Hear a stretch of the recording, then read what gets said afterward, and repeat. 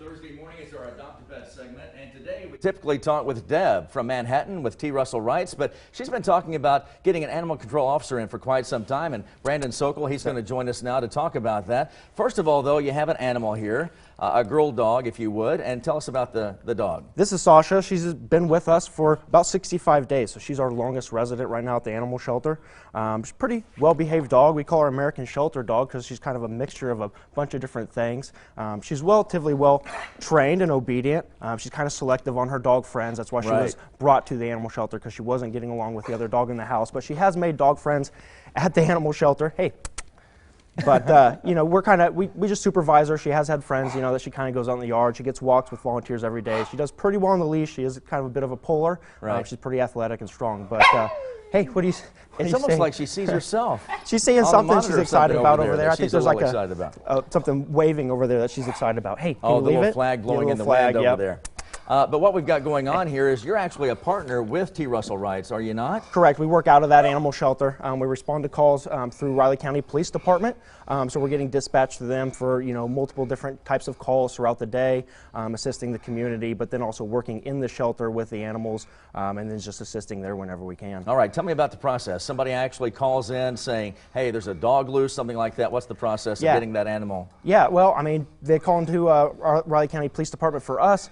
They dispatch us to the area, try and get as much, you know, details about the call as possible, arrive, try and locate the animal, and then, you know, that's kind of the exciting part about the job, because everything's, you know, different. Every day is different. You know, each call you kind of go into it kind of expecting, oh, I know how to catch this dog maybe, but then again, that dog doesn't want to cooperate, or, you know, maybe it knows what it's doing, and he's, you know, like, hey, I'm just out, you know, enjoying myself. You can leave me alone. And they see me pull up in like a big white van, and they're kind of like, nah, I'm not going with you, and they, you know, do their own thing. So getting the dog secured and then back to its owner is a lot of fun. You know, it's kind of...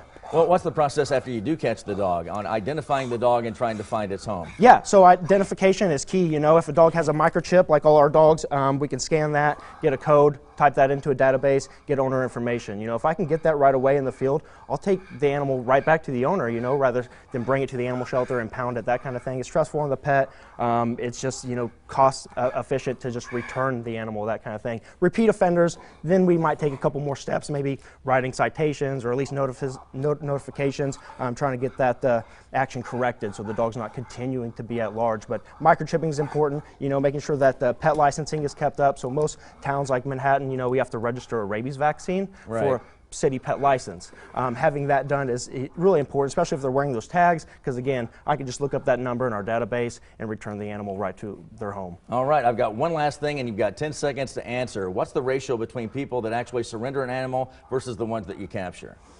What do you think the ratio on Probably that close is? to 50-50, you know? Is? Yeah, absolutely. I mean, we're getting animals for all kinds of different reasons. We like to say that the animal shelter is the second best place for an animal to be, because we take very good care of them. All right, Brandon Sokol in with us today. Thank you so much for being here. And again, our Adopt a Pet segments run each and every Thursday.